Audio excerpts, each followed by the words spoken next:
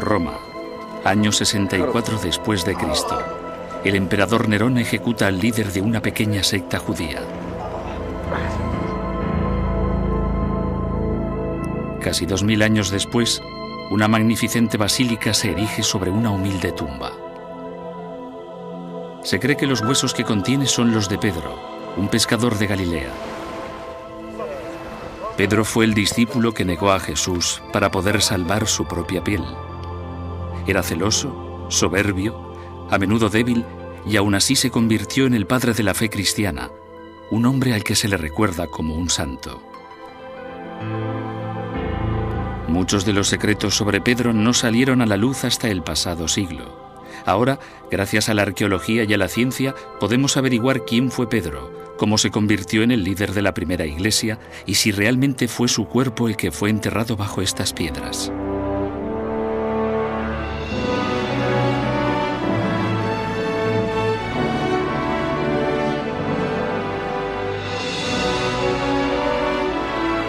Misterios de la Biblia.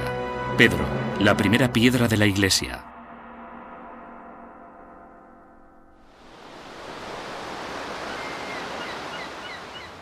Yo siempre pienso en la película Rocky. Ya sabes, la película americana de Sylvester Stallone. Pedro es, en la historia de Jesús, lo que Rocky es para la gente de Filadelfia. De algún modo es un perdedor, la última persona que podría ser considerada un héroe, aunque a pesar de todo, alguien que resurge al final de la historia y que representa todo lo que es el cristianismo.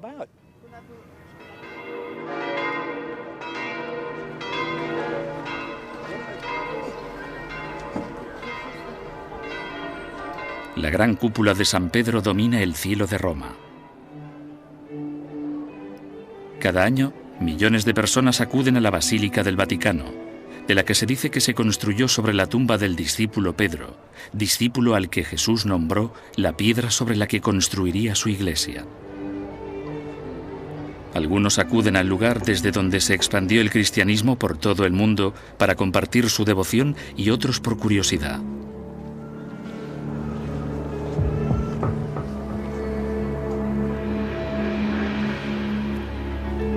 Se cree que Jesús escogió a Pedro como su representante en la tierra. El elegido al que confió las llaves del reino de los cielos. Pedro fue el primer papa, el primero de todos los obispos, y por tanto es importante por su calidad de vicario de Cristo.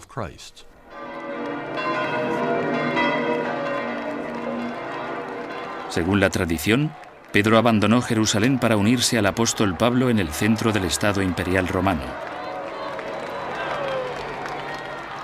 Pero en la Biblia no se menciona nunca que Pedro viajara a Roma, y si lo hizo, ¿dónde están las pruebas?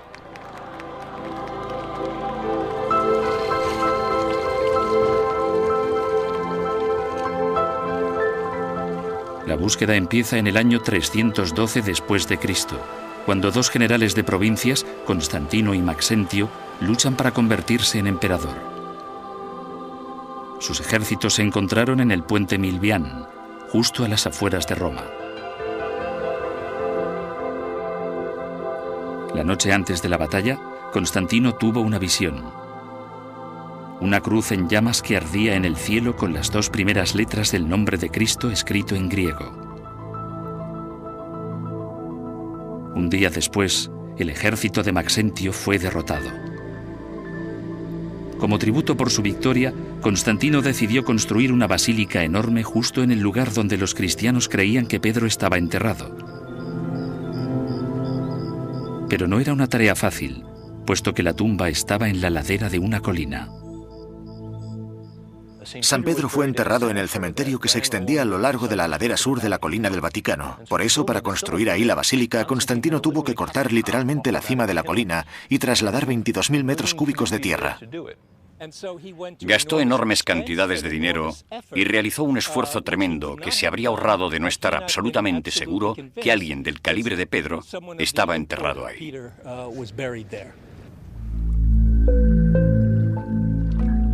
La fortaleza de la tradición cristiana es convincente, pero no decisiva.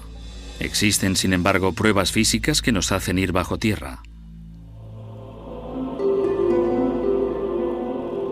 Toda la ciudad de Roma está construida sobre una base de roca volcánica blanda, fácil de excavar.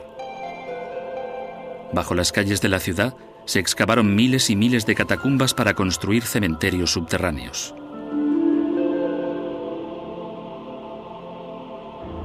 Los estrechos túneles y los pasajes están repletos de elaborados mausoleos y criptas para los ricos y nichos sencillos para los pobres.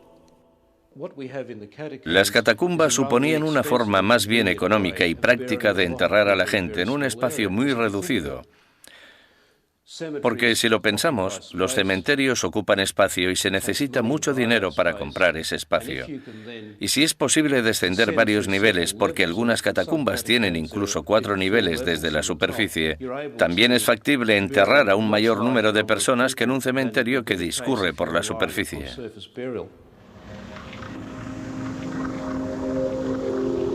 Bajo el suelo de la iglesia de Santa Domitila, los arqueólogos hicieron un descubrimiento inquietante. Frescos del siglo I pintados sobre yeso húmedo.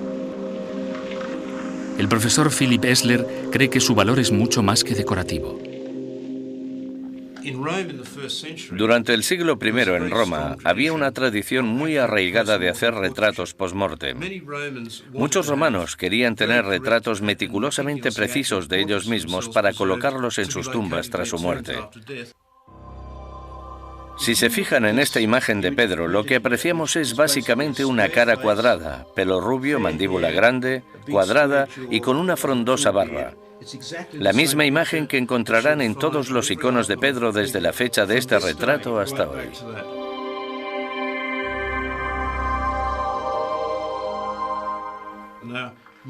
En mi opinión, esta es la representación real del aspecto de Pedro.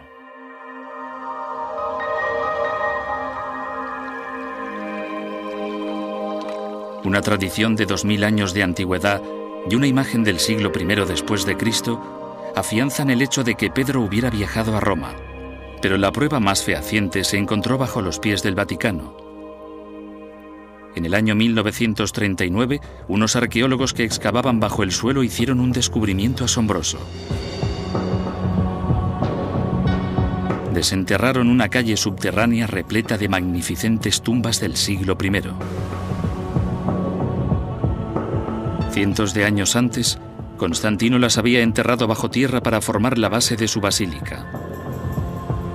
Entonces, en uno de los lados, los arqueólogos descubrieron una pared y una tumba que estaba directamente bajo el altar y que tenía todas las características de la tumba de Pedro. Descubrieron que la tumba había sido cubierta por los cristianos con monedas que los peregrinos depositaron durante siglos. Se encontraron cerca de 1.300 monedas sobre dicha tumba. Además de la tumba, los arqueólogos encontraron huesos humanos, aunque pertenecían a más de un individuo. En 1956, una segunda investigación levantó nuevas esperanzas de que esta fuera realmente la tumba de Pedro. Trajeron a una epigrafista romana, o especialista en inscripciones antiguas, de nombre Margarita Guarducci, para que intentara descifrar y analizar las inscripciones que los peregrinos cristianos habían dejado en la lápida sobre la tumba de Pedro. En cuanto comenzó el estudio de las mismas, se percató de que había un pequeño nicho que se había excavado en la pared y preguntó a los trabajadores del Vaticano qué había habido originalmente en ese nicho. Los trabajadores de entonces respondieron que ahí había habido un conjunto de huesos que se encontraron durante unas excavaciones y que se habían almacenado en una caja junto con otros huesos sobrantes de otras excavaciones y que se encontraban en un almacén bajo la basílica. Un estudio antropológico reveló que esos huesos databan del siglo I después de Cristo y que pertenecían a un solo individuo. Restos de tierra indicaban que habían sido enterrados en el suelo y no en una tumba. Se trataba de los restos de un hombre de unos 60 o 70 años, edad que encaja perfectamente con la de Pedro. Hubo otro descubrimiento que no dejó lugar a dudas sobre a quién pertenecían esos huesos. Esos huesos estaban envueltos con una tela de color púrpura y dorada y se habían colocado en este pequeño nicho repleto de mármol, lo que sin duda es un símbolo de gran respeto. Y en el interior del nicho, sobre los huesos, había otra inscripción que contenía 2 palabras en griego, Petrus Ani, que significa Pedro está dentro.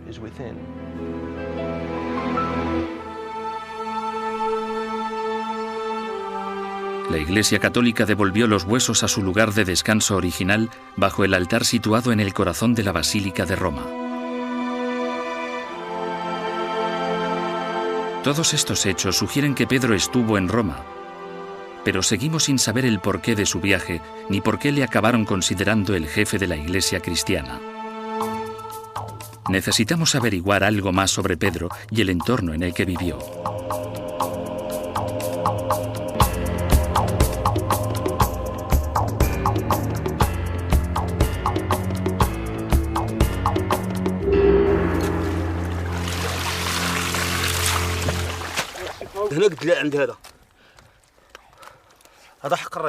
Pedro fue el pescador que Jesús encontró en una comunidad pobre de Galilea. Esta imagen tradicional de la vida en el siglo I después de Cristo muestra pescadores humildes ganándose la vida pobremente en una rutina de subsistencia en un lugar remoto. Sin embargo, cuando los arqueólogos empezaron a excavar en Galilea, descubrieron una imagen muy distinta de Pedro y de su comunidad. Galilea era un eje comercial muy activo. Se embarcaban o se transportaban con rapidez por carreteras bien construidas grandes cantidades de mercancías. Flotas de barcos en el mar de Galilea, que también se conoce como el lago Tiberíades. Era por tanto un mundo comercial, un mundo urbano pero también agrícola, con pequeñas poblaciones, aldeas y caseríos. Es posible que Galilea no fuera un rincón rural. De hecho, muchos expertos creen que era mucho más que eso. No vivían en un entorno rústico y marginado del resto del mundo, sino que formaban parte de un núcleo cosmopolita integrado por completo en el Imperio Romano. Eran el Imperio Romano de Oriente.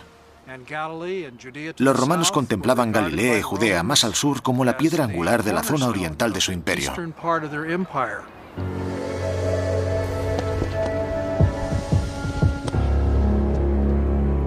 Galilea ofrece más pistas sobre la vida de Pedro.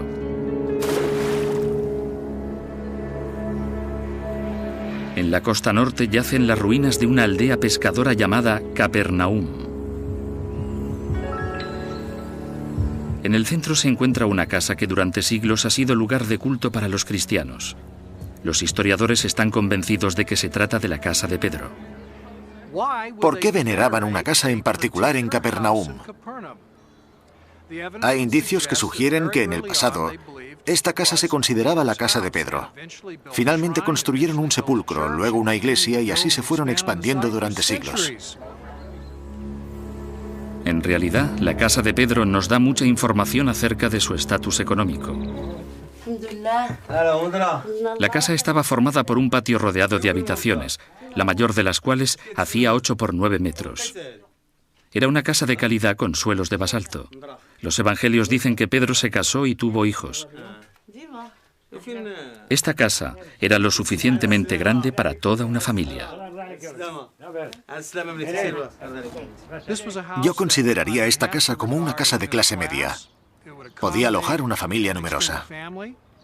Era una propiedad selecta en comparación al resto del mar de Galilea. Por tanto, no creo que Pedro fuera un pescador pobre. En 1985, tras una intensa sequía, salió a la luz más información sobre el estatus económico de Pedro. A medida que el nivel del agua fue disminuyendo, aparecieron artefactos que habían permanecido escondidos durante miles de años. Los arqueólogos que excavaban en las costas del noroeste de Galilea encontraron los restos de una barca del siglo I después de Cristo que se había conservado gracias al lodo. Las dimensiones coinciden con las que la Biblia otorga a la barca de Pedro.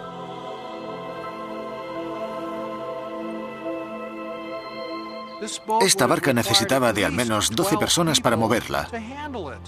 Por tanto, no podía ser un pescador pobre de una familia sencilla y utilizar un barco de pesca como este. Esto sugiere con bastante claridad que Pedro formaba parte de la industria pesquera.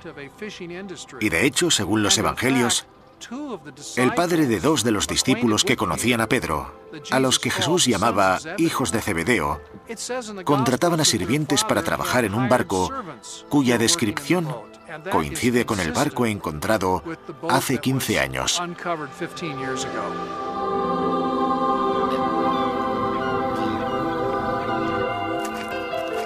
¿Por qué Pedro, un hombre de éxito y con familia, abandonaría su estilo de vida para seguir a un joven predicador llamado Jesús?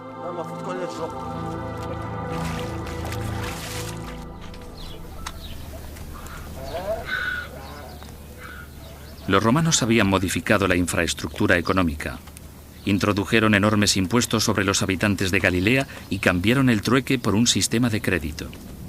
Los granjeros y los pescadores podían pedir dinero prestado para comprar semillas y redes. Sin embargo, si la cosecha o la pesca no iba bien, las deudas y los impuestos debían pagarse igualmente. Este habría sido un factor importante para Pedro. Como hombre de negocios, Pedro habría adquirido compromisos con sus empleados, además de tener una familia que alimentar.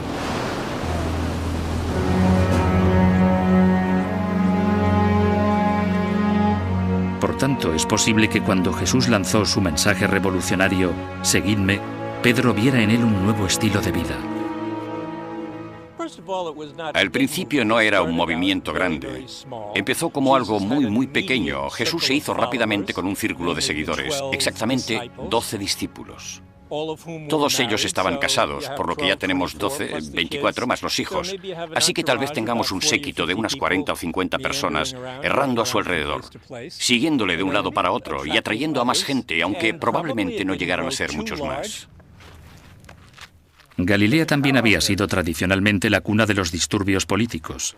En el pasado se llevaron a cabo levantamientos contra la ocupación romana, hecho que convirtió la llegada de Jesús en oportuna.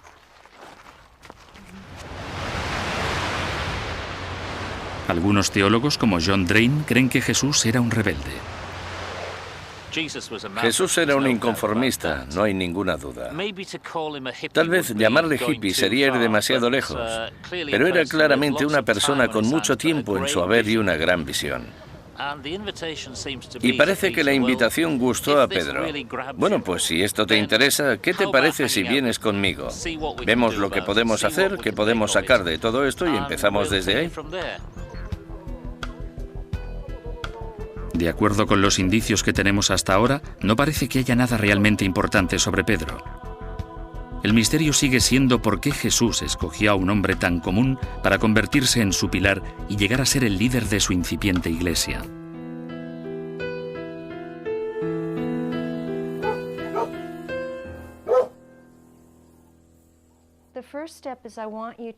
Los psicólogos pueden ayudar a las personas a identificar sus puntos fuertes y sus debilidades. Candice Young ha ejercido durante los últimos 15 años. Una de sus especialidades es evaluar la capacidad de liderazgo.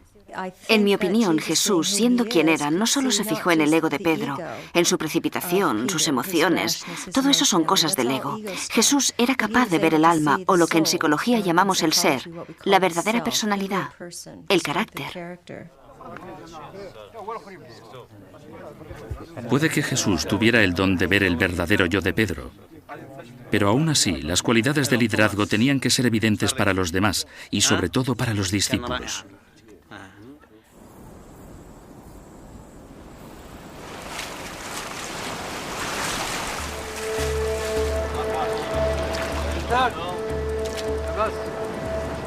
El primer signo del potencial de liderazgo de Pedro se revela en los Evangelios, en un episodio famoso donde se dice que Jesús andó por encima del agua. Aparentemente Pedro intentó imitarle.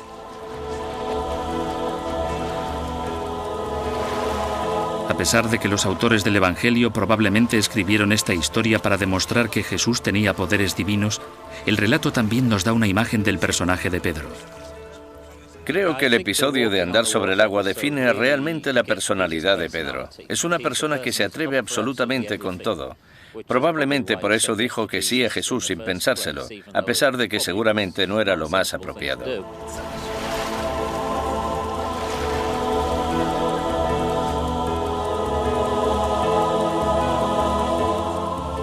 No podemos afirmar que la historia fuera un milagro o una metáfora. Pero lo que sí hicieron los autores del Evangelio fue destacar a Pedro como el único discípulo lo suficientemente entusiasta como para arriesgarse. A pesar de su fracaso, fue el único que lo intentó. Pedro es un personaje muy complejo. Era impetuoso y ansioso por complacer. Era como los niños que siempre levantan la mano en clase y dicen, yo sé la respuesta, yo sé la respuesta. Y luego el maestro les dice, no, te has equivocado otra vez.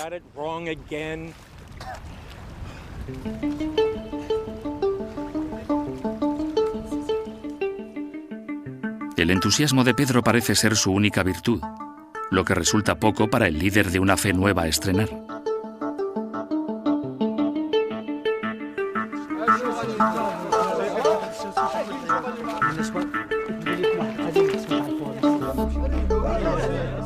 El hecho de que Jesús le nombrara la piedra sobre la que construiría su iglesia tuvo que sorprender a los discípulos. Una de las interpretaciones es que Jesús lo dijera en tono irónico. Jesús le señala y dice, tú eres el tipo de persona sobre la que podría construir una iglesia porque no eres perfecto y además cojeas un poco. Jesús también tenía mucho sentido del humor. Así que tal y como él dice, supongo que hacía todo ese tipo de afirmaciones con algún que otro guiño que nosotros no podemos ver en las páginas de un libro. De ahí solo sacamos las palabras cuando dice, sí, Pedro, tú eres una auténtica roca, un hombre realmente de confianza, todos lo sabemos. Fijaos en lo que ha hecho. Pero en realidad él era el tipo de hombre que necesitaba en esa nueva forma de ser.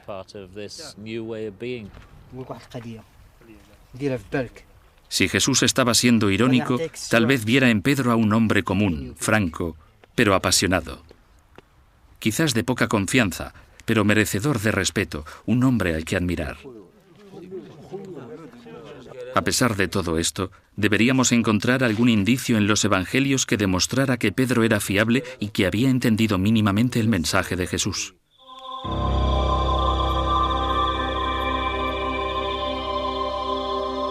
Sin embargo, en el Evangelio de Juan, aparece un incidente en el jardín de Getsemaní, durante el arresto de Jesús, que demuestra que Pedro no entendía su mensaje.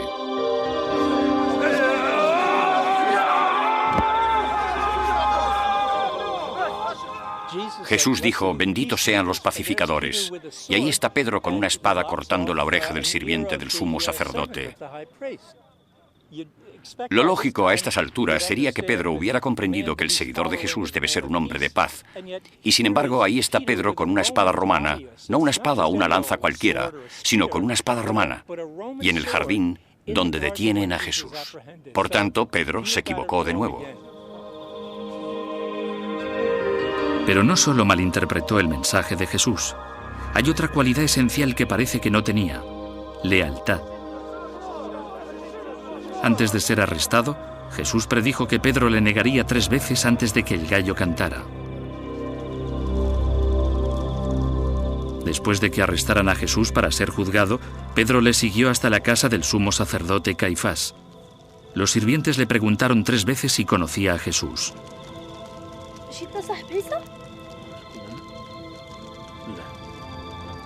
Las 3 veces respondió que no.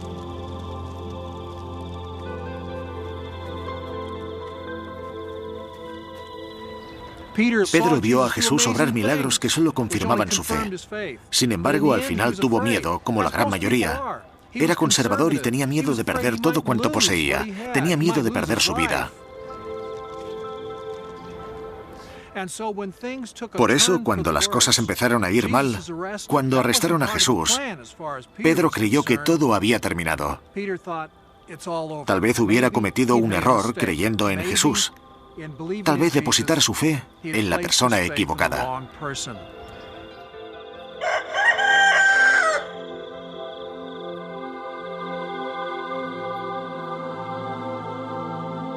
Pedro no parece ser un buen candidato a líder. Y quizás nuestra investigación habría llegado a un callejón sin salida si no fuera por otra fuente de información.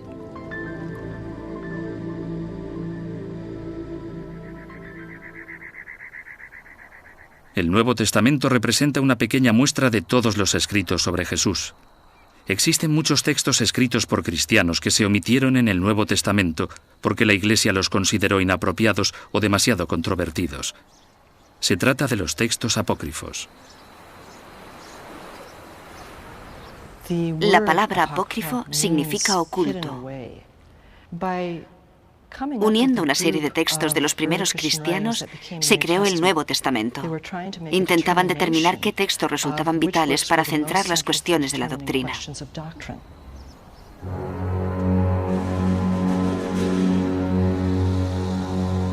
Docenas de estos textos de valor incalculable se descubrieron en Egipto en el año 1945, en el desierto de Nag Hammadi.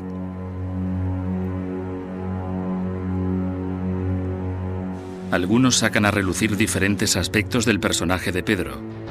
El texto llamado La Sofía o Sabiduría de Jesús proporciona una visión completamente distinta del papel de mujeres como María Magdalena. El texto La Sofía de Jesucristo, por ejemplo, no habla solo de 12 discípulos varones, sino que habla de 7 mujeres y 12 discípulos varones a los que se les ordena salir a predicar el Evangelio. María Magdalena aparece como una figura destacada entre todos ellos. Si María Magdalena también fue candidata a líder, esto podría haber generado rivalidad entre ella y Pedro. Una rivalidad que podría ser muy perjudicial para el movimiento. Hay indicios que demuestran que Pedro dejó que su orgullo y sus sentimientos influenciaran su comportamiento, actitud poco apropiada para un líder. El papel de líder de María tuvo su oposición, tal y como podemos imaginar. Se la acusa de inventar cosas y de hacerlo todo por su propio bien. Pedro interviene diciendo: ¿se supone que debemos creer que Jesús la prefería a ella antes que a nosotros? Le dijo: sabemos que el Salvador te amó a ti más que a las demás mujeres. Pero lo que ahora resultaba evidente es que Jesús la amó más que a ellos, y ahí estaba precisamente el problema.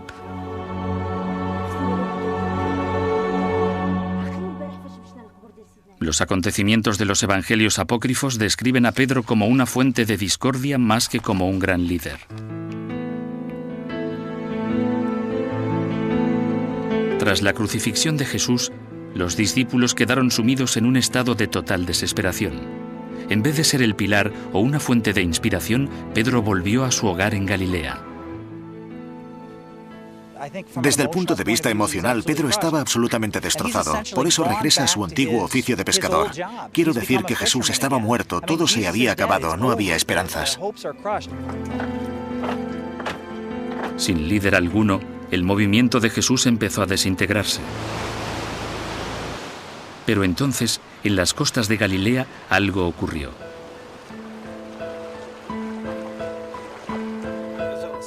Según los evangelios, Jesús apareció.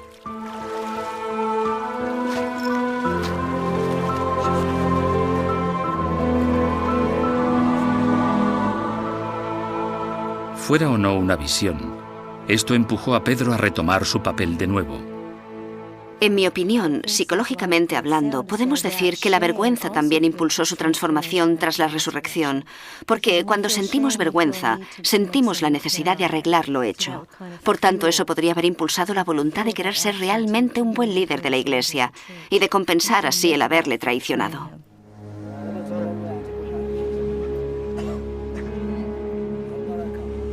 Con la misión aparentemente bien definida, Pedro adoptó el rol de líder del movimiento de Jesús. Con la confianza renovada, guió a los discípulos hasta las calles para que predicaran abiertamente. La Biblia afirma que Pedro descubrió que, al igual que Jesús, él también tenía el poder de sanar.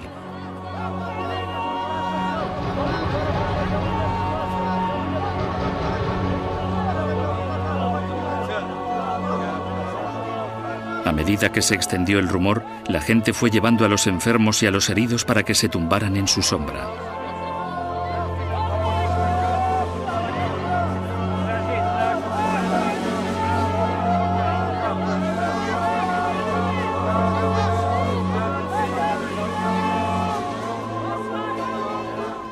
Entre las hazañas de los apóstoles también tenemos la de Pedro curando gente con una sombra o con un pañuelo.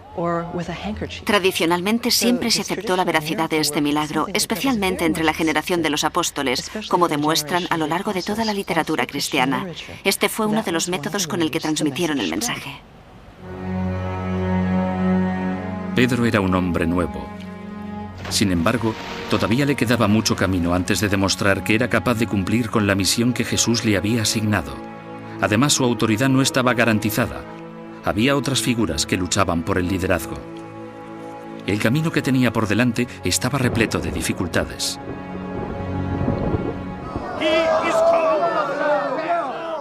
Pablo, un radical recién llegado al movimiento, era celoso y apasionado. Quería que el cristianismo se extendiera más allá de Israel y por todo el Mediterráneo. Pablo quería predicar a los no judíos, los gentiles. Luego estaba Santiago, el hermano de Jesús, que solo quería judíos en el grupo. Según las cartas de Pablo, Pedro estaba en medio compartiendo el trabajo de evangelización con Santiago y Pablo. Pero el mensaje clave de las cartas está muy claro. El líder real en los comienzos de la Iglesia no fue Pedro, como supone la tradición, sino Santiago. Lo que resulta interesante es que Pablo se queja de que Pedro actúa correctamente con los cristianos gentiles, pero que cuando Santiago trae a sus hombres, Pedro se siente intimidado y empieza a distanciarse de los cristianos gentiles. Esto me dice que quien tenía autoridad era Santiago y que Pedro se sometía a ella. La ruptura entre Santiago y Pablo supuso una oportunidad única para Pedro. El conflicto podría haber destruido fácilmente la Iglesia de los primeros tiempos.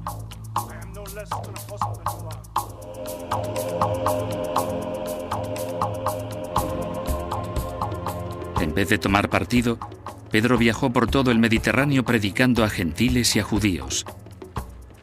Fue una decisión crucial. Cuanto más viajaba, más se afianzaba su autoridad en las comunidades cristianas. Sin embargo, el liderazgo de Pedro debería superar la verdadera prueba en Roma, la capital del imperio.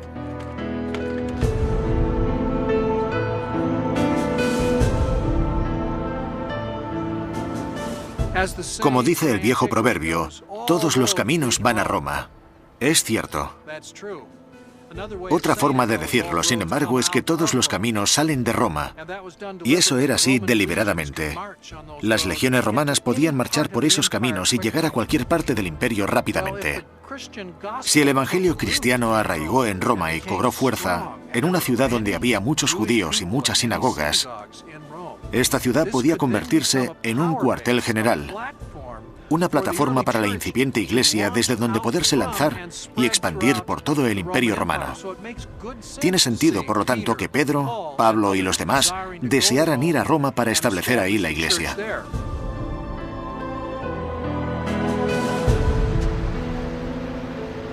Los textos apócrifos dicen que Pedro fue a Roma con su familia, lo que indica que tenía intención de quedarse para siempre.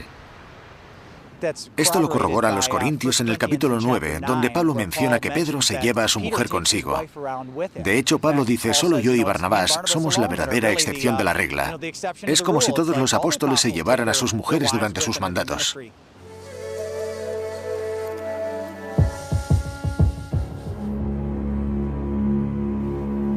Incluso en las catacumbas de Pedro hay indicios de que su familia estuvo con él en Roma.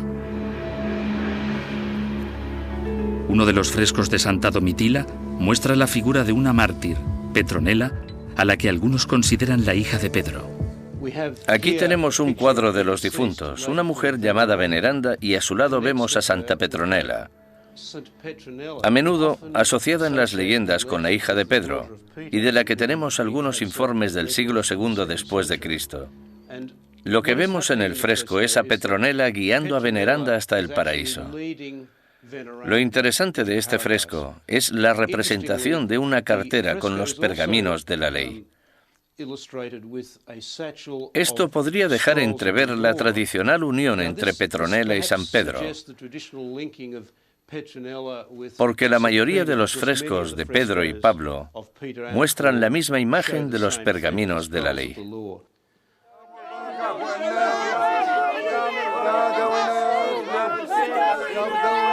Para establecerse como líder de la comunidad cristiana en Roma, Pedro necesitaba credibilidad. Si la gente creyera que podía curar a los enfermos, eso facilitaría mucho las cosas. Debía demostrar las afirmaciones de una conexión con la divinidad porque eran demasiadas. Pedro tenía que proporcionar alimentos, obrar hazañas y predicar el mensaje. Sin embargo, el intento de Pedro de establecer una iglesia cristiana en Roma se vio amenazado por un mago que con la hipnosis de masas o con algún otro truco persuadió a la multitud de que él también tenía poderes sobrenaturales.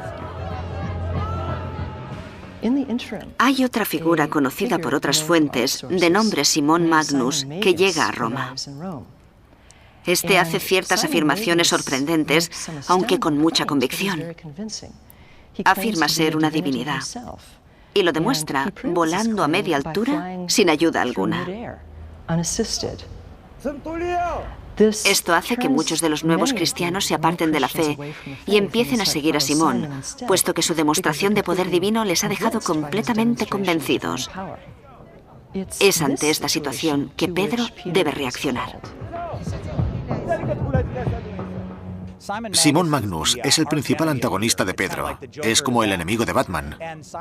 Simón Magnus salta al vacío y se convierte en un nuevo líder, no solo de un pequeño grupo de fieles cristianos, sino de toda la iglesia, que acaba volcándose en él.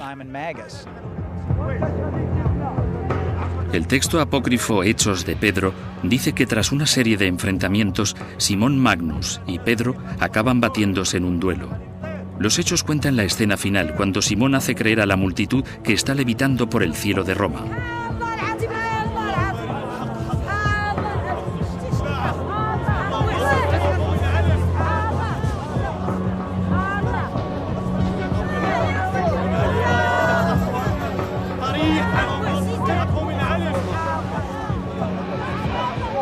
Pedro tiene que detenerle. Pedro se percata de que Simón se mantiene en el aire gracias a unos demonios a los que Pedro responde haciendo una plegaria en contra de esos demonios en nombre de Jesucristo.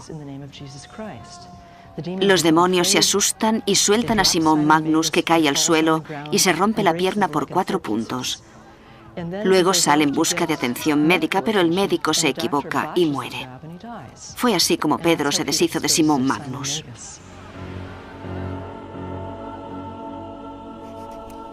Es imposible determinar 2000 años más tarde cómo fue exactamente ese duelo.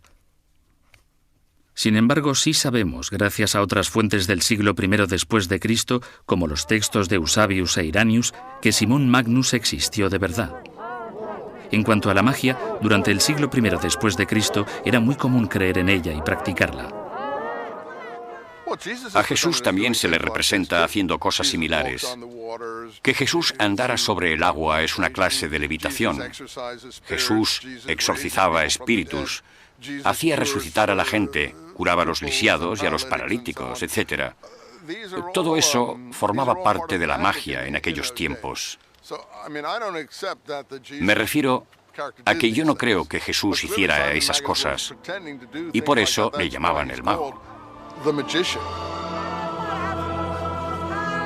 No existe ninguna otra confirmación de la victoria de Pedro sobre Simón Magnus, pero sí hay indicios de que Pedro saliera airoso. Gracias a otro historiador del siglo II después de Cristo, Tertullian, sabemos que Pedro empezó a bautizar a los que se convertían al cristianismo en el río Tíber, en el corazón de Roma. Cuando Tertullian describe la práctica del bautismo, dice que normalmente se lleva a cabo en agua corriente, es decir, en agua que fluye. Afirma que Juan bautizaba en el río Jordano y Pedro lo hacía en el Tíber. Por tanto, según Tertullian y también en mi opinión, es históricamente cierto que Pedro es recordado por bautizar en el río Tíber. Pero el éxito tenía su precio. Las enseñanzas de Pedro cuestionaban la moralidad de Roma. Cuantos más paganos convertía al cristianismo, más se arriesgaba a perder la vida.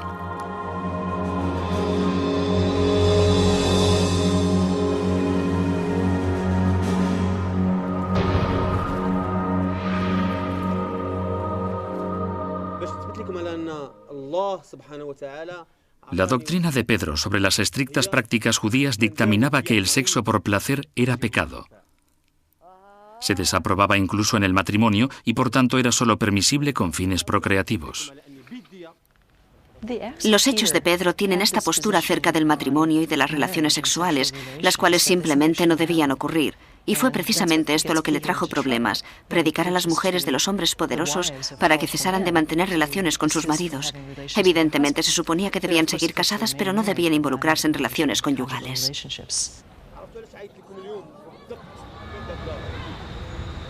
No es de extrañar que Pedro enajenara a 2 senadores romanos. Le encarcelaron en la cárcel llamada Tuliano, en la colina Mametina, en Roma, junto a su viejo amigo Pablo.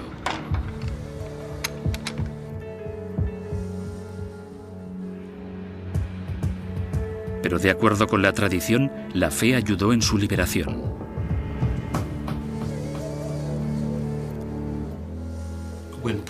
Cuando encarcelaron a Pablo y Pedro juntos, estos consiguieron convertir a 2 de sus guardias y algunos más a los que bautizaron utilizando el agua de una fuente, que según la tradición, apareció milagrosamente del suelo. Que esta historia sea cierta o no es una cuestión. Pero lo que está claro es que encaja perfectamente con lo que yo creo que históricamente es cierto, que cuando Pedro estuvo en Roma, bautizó a los que se convertían.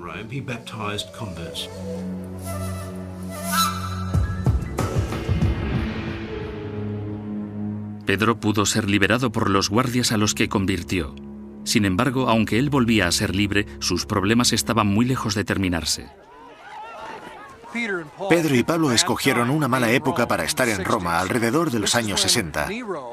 Fueron los años en los que Nerón, el último de los Césares, se encontraba en lo peor de su demencia y temía todo tipo de conspiraciones contra su vida. Estaba completamente loco. Utilizaba a los cristianos como chivos expiatorios. Cuando surgieron rumores de que él había sido la causa del incendio que arrasó media ciudad de Roma, este culpó a los cristianos.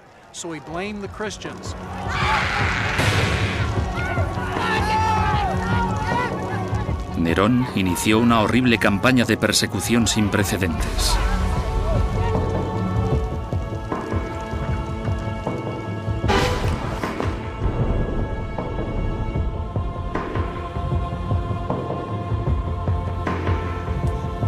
Los hechos de Pedro dejan constancia de un dilema terrible. ¿Podía quedarse en la ciudad con sus hermanos cristianos y morir? ¿O huir para poder luchar más adelante? Una situación muy parecida a la que vivió la noche que arrestaron a Jesús en el patio del sumo sacerdote. Con el instinto de supervivencia a flor de piel, Pedro tomó la decisión táctica de salir de la ciudad. Quizás creyera que sería de más utilidad a la iglesia vivo que muerto.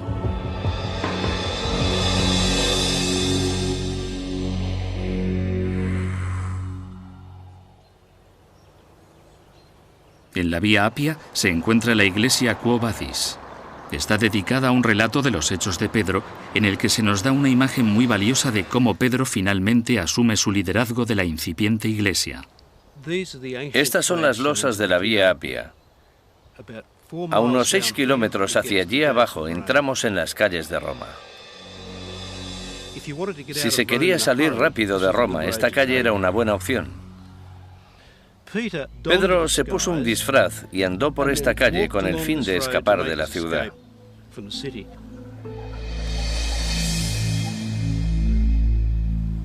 Y mientras andaba, en algún lugar cerca de aquí, la tradición dice que vio al Señor venir en dirección contraria hacia la ciudad. Cuando llegó a su altura dijo: «Quo vadis domina? ¿A dónde vais, Señor?» Y Jesús le respondió: «Voy a Roma a ser crucificado de nuevo». Entonces Pedro dio media vuelta y regresó a la ciudad para enfrentarse a su terrible muerte. No podemos asegurar que fuera la visión de Jesús o su sentido de culpabilidad lo que hizo que Pedro cambiara de idea, pero todas las fuentes apócrifas concuerdan en que Pedro regresó a Roma. Esta decisión de volver a Roma es tal vez una de las señales más evidentes de que Pedro realmente se convirtió en un líder que podía inspirar a los demás con sus acciones. Pero su propia ejecución no sería la única muerte por la que tenía que luchar. Desde que decidió seguir a Jesús en Galilea, la esposa de Pedro le había seguido a todas partes. Con su regreso a Roma, Pedro tuvo que ver cómo su mujer y más amigos caminaban hacia su muerte.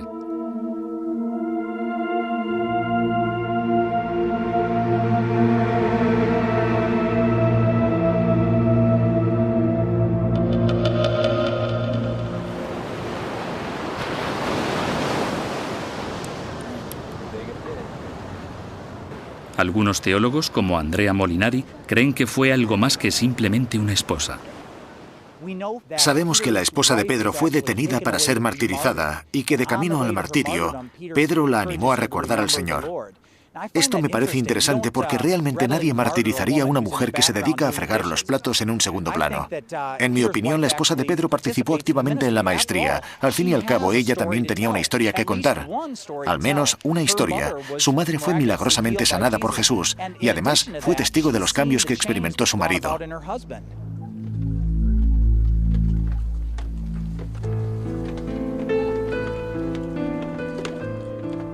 El último capítulo de los Hechos de Pedro narra su arresto y la última prueba a la que tuvo que someterse como líder. ¿Elegiría al César y la libertad? ¿O a Dios y una muerte segura? Esta vez Pedro no falló a su maestro. Pidió que su muerte no le colocara al mismo nivel que Jesús. Lo que no podemos asegurar es que esto fuera realmente una petición propia o el resultado de una ejecución bárbaramente planificada. Le crucificaron boca abajo en el circo de Nerón, en la capital del mayor reino que jamás haya conocido el mundo.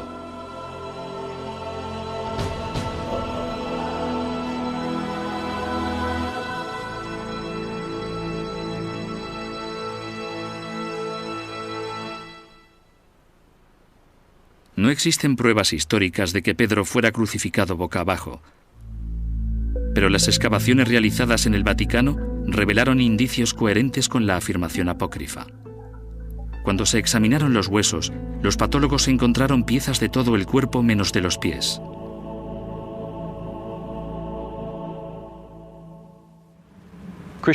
La tradición cristiana evidentemente cuenta que Pedro fue crucificado boca abajo porque no se consideraba digno de ser crucificado como Cristo. Algunos académicos lanzaron la hipótesis de que si Pedro fue crucificado boca abajo, podrían haberle cortado los pies.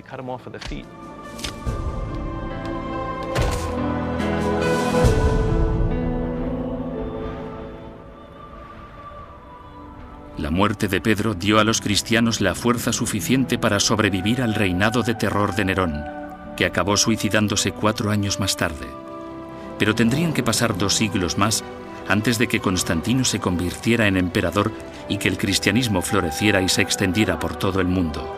Fue entonces cuando la misión que Jesús había encomendado a Pedro, un simple pescador de Galilea, se completó finalmente.